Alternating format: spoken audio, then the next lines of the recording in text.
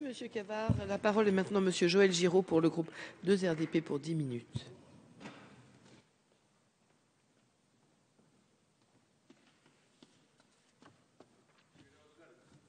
Ah oui, je n'ai pas spité la paroi. Madame la Présidente, Madame la Présidente de la Commission des Affaires sociales, Madame la rapporteure, chers collègues, je suis extrêmement heureux de voir arriver en séance ce texte qui pourrait paraître anecdotique pour certains et qui est en fait un texte très important puisqu'il vient consolider un dispositif de solidarité intergénérationnelle à la fois innovant et adapté aux contraintes de l'emploi saisonnier et montagnard. Il répond à une question qui n'est pas marginale. Comment favoriser l'insertion des jeunes dans une activité professionnelle qui est une des cartes de la palette de l'emploi pluriactif prégnant dans nos régions de montagne? Si, en tant qu'élus et législateurs, nous avons la responsabilité de mettre tout en œuvre pour gagner cette bataille pour l'emploi, nous devons saluer et appuyer les initiatives qui ont été initiées sur nos territoires. S'il n'y a pas de chômage chez les moniteurs de ski, ça n'est pas dû à la taille des flocons qui tombent du ciel. C'est le résultat d'une organisation interne spécifique et innovante. Depuis des années, les moniteurs réfléchissent à la manière dont les moniteurs les plus âgés peuvent cesser progressivement leur activité. Travailleurs indépendants, les moniteurs de ski n'ont aucune limite d'âge réglementaire pour cesser leurs activités, si bien on l'a rappelé que 50% des moniteurs de plus de 70 ans et même 10% de plus de 80 ans sont toujours en activité, preuve d'une belle santé en montagne. Et face à ce constat, les pulls rouges ont pris des décisions longuement négociées et courageuses en votant à 94,86% en Assemblée générale le 24 novembre 2012 un pacte intergénérationnel. On ne pouvait que saluer la double ambition de ce pacte, que l'on retrouvera d'ailleurs au cœur des contrats de génération mis en œuvre par le gouvernement quelques semaines plus tard. Favoriser l'insertion des jeunes et mieux accompagner la cessation d'activité des moniteurs ayant atteint l'âge de la retraite. Mais innover, c'est aussi prendre le risque de se heurter à des résistances.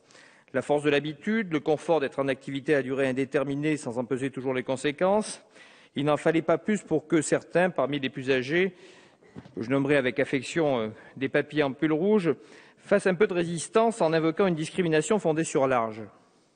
Le tribunal de grande instance leur a d'abord donné raison avant que la cour d'appel n'annule cette décision. L'intégration des jeunes moniteurs diplômés au sein des ESF est un objectif légitime, a-t-il alors été rappelé. L'équilibre du pacte a aussi été souligné. Il convenait donc de trouver sur le plan législatif des équilibres, et cela a été le travail remarquable et opiniâtre de notre rapporteure, Marie-Noëlle Battistel.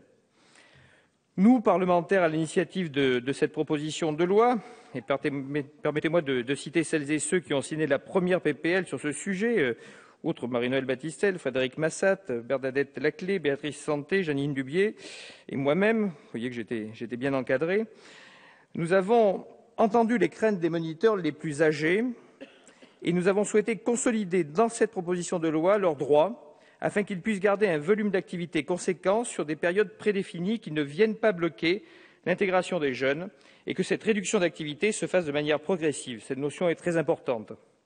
Aussi, on l'a rappelé ici, entre 62 et 65 ans, la réduction ne pourra dépasser 30% du volume d'activité auquel le moniteur aurait pu prétendre. Entre 65 et 67 ans, la réduction pourra atteindre 50%. Enfin, c'est seulement après 67 ans que les moniteurs passeront au statut de renfort, de simple renfort en période de vacances scolaires. De surcroît, ces moniteurs garderont la liberté d'exercer en dehors des ESF avec leur propre clientèle. Une clientèle d'ailleurs qui est souvent constituée grâce à leur travail pour les ESF, un avantage que les jeunes moniteurs n'ont pas.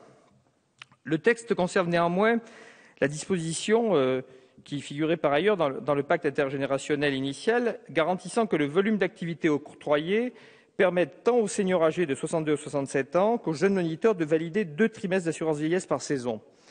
Mais il est plus que probable, d'après nos projections, que les nouvelles dispositions inscrites dans le texte leur permettent de valider beaucoup plus de 2 trimestres par saison. Cela permettra néanmoins de ne pas descendre en deçà. Nous avons également inscrit dans le texte l'idée que cette réduction d'activité doit bénéficier aux jeunes de moins de 30 ans afin que l'objectif premier du texte ne puisse en aucun cas être détourné. Vous l'avez rappelé, Madame la Ministre, tout à l'heure, il s'agit là des éléments extrêmement importants de ce texte. Je souhaite aussi rappeler le caractère non obligatoire de ce dispositif qui doit être adapté à des réalités et pas à des fantasmes. Certaines écoles de ski dans des petites stations à l'enneigement aléatoire, au volume d'activité très réduit, ne connaissent pas ces risques d'embouteillage aux portes de l'école. aux écoles de ski de faire leurs propres choix en fonction de leurs problématiques de terrain. Cette loi leur permettra simplement, mais sûrement, d'inscrire leurs choix dans un cadre légal qui est consolidé. Cette proposition de loi est donc un texte équilibré qui offre des garanties aux moniteurs les plus âgés et qui se préoccupe des jeunes diplômés, de ces jeunes qui se sont formés tout simplement pour pouvoir vivre et travailler au pays. Lors de la traditionnelle cérémonie des vœux dans ma circonscription, un moniteur de ski ou alpin me disait la semaine dernière que, d'ailleurs, ce pacte était une mesure de bon sens et qu'il l'avait de lui-même commencé à réduire son activité à quelques années de la retraite. Il l'avouait d'ailleurs, ne serait-ce que pour des raisons fiscales.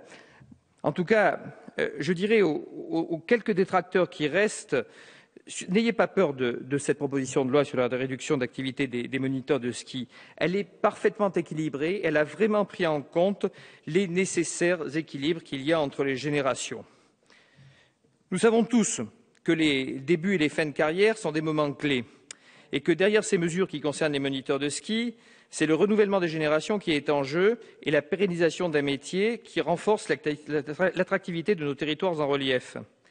Les moniteurs de ski, comme d'ailleurs les guides de haute montagne, les accompagnateurs en montagne, les moniteurs de kayak et d'escalade, sont des acteurs essentiels de nos différents massifs.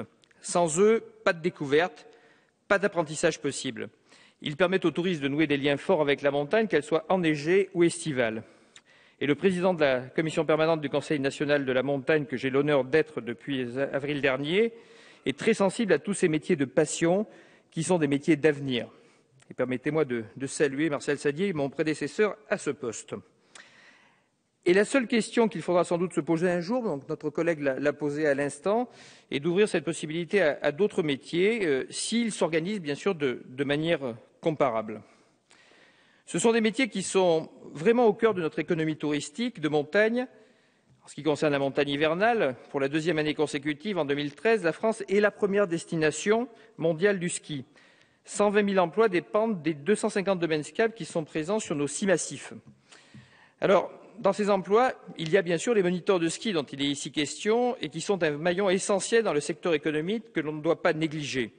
Le savoir-faire français dans le domaine du ski est reconnu, bien au-delà de nos vallées et de nos frontières. Les moniteurs de ski en sont les ambassadeurs privilégiés et nous savons tous, élus de montagne, la couleur particulière qu'ils donnent à nos stations. Je vous avoue que lorsque j'ai organisé à la fois la prise de parole du président des ESF, Gilles Chabert, devant le Premier ministre à l'occasion de l'installation du CNM, j'espérais que les choses aillent vite. Mais je tiens à remercier aujourd'hui pour cette célérité à la fois le gouvernement qui a permis l'inscription de ce texte, Madame la présidente de la Commission des affaires sociales qui a diligenté, bien sûr notre rapporteur, mais aussi tous les collègues qui, sur tous les bancs de cette Assemblée, ont décidé d'apporter, au travers de la signature de PPL parfaitement comparables et conformes, le texte qui est aujourd'hui celui dont la rapporteure nous a présenté l'ensemble des dispositifs équilibrés. Ouvrir la porte des écoles de ski aux jeunes moniteurs, bâtir des équipes plurigénérationnelles, nos apprentis skieurs, nos stations, qu'elles soient petites ou qu'elles soient grandes, ont tout à y gagner. Les moniteurs de ski et le ski français ont une très belle histoire. Émile Allais, on l'a cité souvent ici, le premier moniteur de ski et le premier médaillé olympique aussi, n'est malheureusement plus là pour la raconter puisqu'il est mort il y a 2 ans, à l'âge de 100 ans, l'année où pour la première fois seulement il avait dû renoncer à chausser les skis. Ce qui est la preuve, là encore, que la longévité en montagne est quand même très spectaculaire dans ces métiers. Faites moniteur de ski, vous vivrez plutôt vieux. Alors avec ce texte, dont j'espère qu'il sera voté à l'unanimité, mais je n'en doute pas compte tenu des prises de parole que j'ai entendues jusqu'à présent, c'est donc aux jeunes générations de continuer à écrire cette histoire sur les plages blanches de la montagne, avec la complicité des anciennes générations qui connaissent bien le sens de l'expression « passer le flambeau ». Merci, monsieur.